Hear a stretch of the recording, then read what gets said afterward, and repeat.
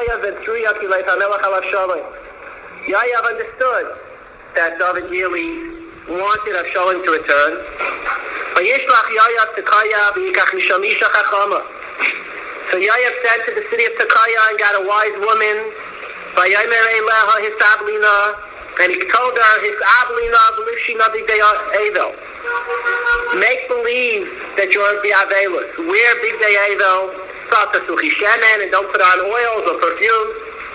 So hayis kiisha zayamim rabim esabelas ameis, and come in disguise as a woman who is an Avel for an extended period. So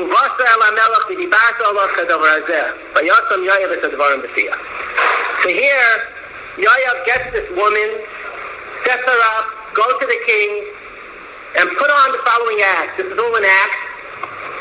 And there's a machlokes here in the Mefarshim why he needed a wise woman. If it was because he left it to her to decide on the exact act that she would take, or even if he gave her the script for the act, still you needed somebody who was intelligent enough to act it out properly and to give the proper answers to the questions that Dovid might have. And this is the act, or the shaila, the request with which she comes to Dovid.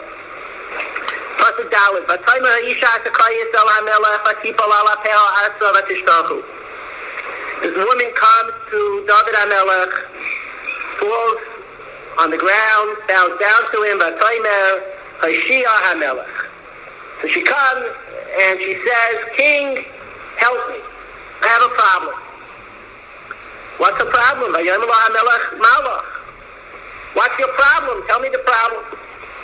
So she gives him the following story, which of course is not true, but David thinks it's true. But she says, Avo.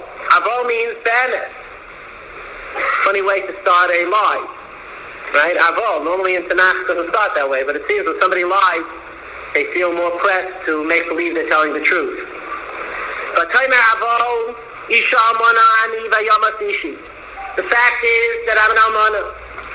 I'm a widow, and I lost my husband. And she says, when my husband died, she left me 2 sons. And these 2 sons got into a fight. That sometimes happens with brothers. But they got into a fight. And there was nobody to break them up. And one brother killed the other.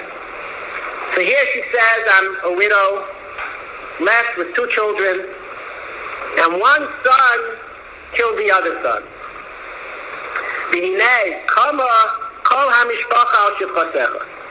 Now I'm left with 1 son, she says. The entire family ganged up, they came to me, and they said, surrender the murderer. We have here a murderer. Your only son murdered his brother. So surrender him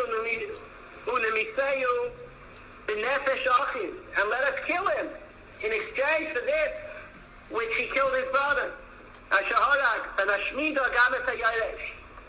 Now this is a funny lashon. We'll see why they said this lashon. There's 1 boy left to inherit, and we'll kill him too. So there'll be nobody left. The kibu eskachalti. So she tells David they want to extinguish the only coal that's left. Asher nishara levilti sim leishi shema she'eris apnei adama. And if they're going to kill out this only son that's left, we'll be left, my husband and I, with nothing, with no generation to follow, because we had 2 sons. 1 son killed the other. So I'm left with 1 son. I don't want him to be killed. So why?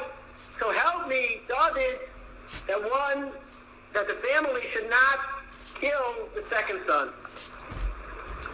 Now this, of course, all needs explanation. What is exactly this entire here? Why didn't you go to the police? Why is their taina that they could kill the son? And why is her taina that they shouldn't? And this we'll discuss tonight. Let's just see the answer of David.